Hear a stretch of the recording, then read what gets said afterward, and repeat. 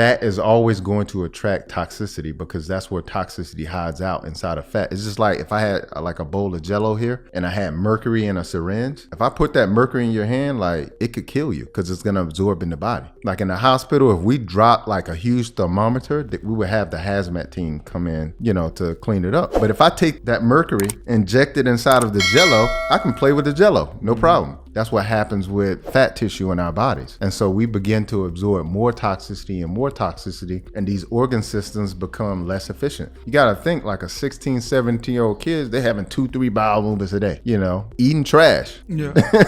They're working out. You know what I'm saying? How many times should you move your bowels a day? You should move a bowel every time you eat. So if you eat 2 times a day, you should have a bowel movement 2 times a day. Is that how it is for you? You got to answer. I'm just curious. Indeed. Okay. Indeed. It's hilarious. Oh, brother, indeed. It's nothing behind me, nothing backed up. Liver's working just fine. All right? So if you don't move your bowels every day, it's not a good sign, huh? Again, you have to remember because most people have between 10 and 25 pounds of undigested fecal matter just sitting in their gut. You see what I'm saying? How do you get rid of that? I'll talk about that in a second, but just think about it. You have 3 meals a day, right? 7 days a week. That's 21 meals. That's a lot of meals. And most people have 3 bowel movements a week. No. Yeah. Most people only have Most 3. people are constipated, brother. Yeah. Like, since you asked me, how many bowel movements you have a day? Here we go. Depends what kind of day we're talking about. On average? On average. Every other day. Every other day. That's 3 to 4 bowel movements a week. Dang.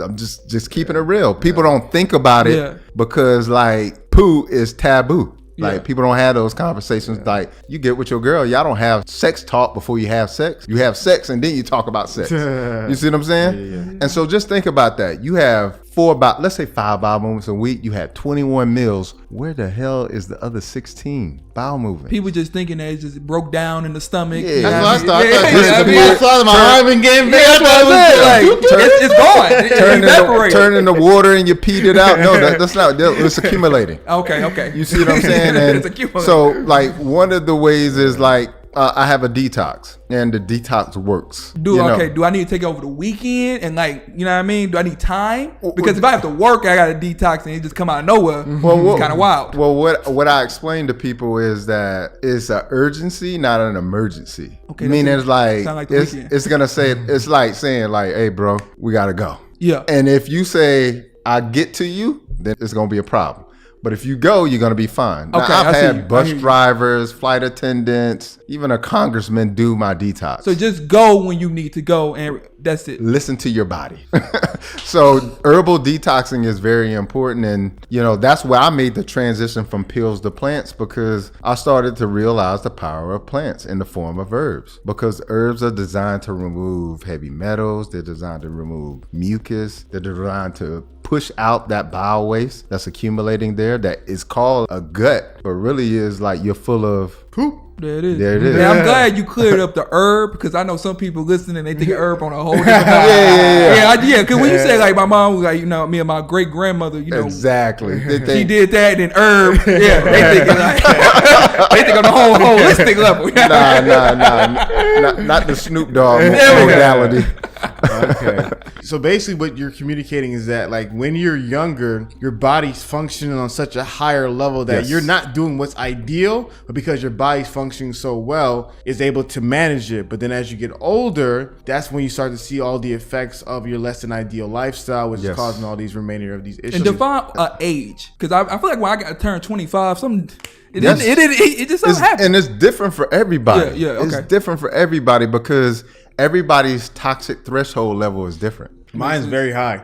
So if a lot of people will, like for instance, you'll see somebody who's obese and overweight over here, which 70% of the American population is either obese or overweight. Mm-hmm. Okay, so you'll see somebody obese over here and then you see somebody skinny and the skinny person will say, well, I'm healthier than them. That's actually not always true. I know. Because there's a condition called, what we call it is TOFI. It's thin on the outside, fat on the inside. Wowzers. You know what I'm saying? And I told you how dangerous fat could be. So you could look thin, but your body composition is mainly fat. And in those situations, those people are even more dangerous because they believe that they're healthier. Yeah, because they don't see the fat on the outside. Yeah, and so that's what's happening with a lot of these young athletes is that, you know, like for them, their livers are functioning, you know, at a high level. Their kidneys are functioning at a high level. So those are the two of the primary, you know, detoxification organs. But over time, just like a car, you know, it starts with a little bit of this and then a little bit of that, and all of a sudden there's a oil leak, and then all of a sudden it's a transmission. Yeah. You understand? And it's just wear and tear over time. No. Yeah. Sheesh. Now, this is great, man. I really enjoyed this conversation. I think it's a very holistic message because I think a lot of men who are having so many issues, they're not realizing how every single thing is interconnected. Yeah. And I love how you broke a lot of these things down, and I love how you're emphasizing the importance of healthy testosterone levels to a lot of men. So if you were to give a message in closing for the 30-year-old guy, he works 80 hours a week. He's trying to, you know, build this legacy, and he feels all this pressure to be successful. He's not taking care of his health. What would be your closing message to a guy like that? I would say, like, you know, and because I'm now trying to talk to my 30-year-old self, because I was that. Like, most of my friends remember me not sleeping. Like, there were friends who never saw me sleep. Like, I was grinding that hard. And so what I would say to you is that use this, because trying to use this is such a slower route.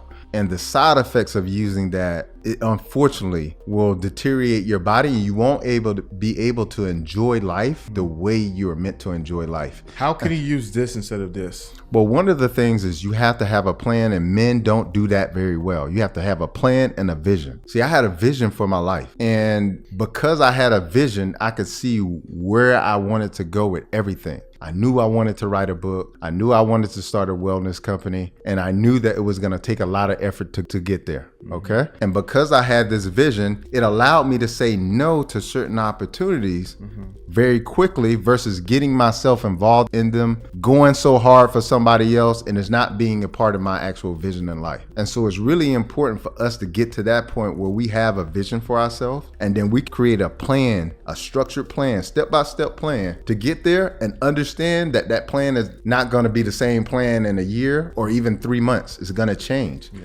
You know, it's gonna change because as you do more, you put in your 10,000 hours. What you're going to discover is the 10,000 hours are gonna shorten the plan for you. And so it's important for men to sort of get that in their brain, because there's so many things you could do out here. You got people like Stefan, who's killing it in the relationship industry. You got people over here killing it in the financial industry, and it all looks good.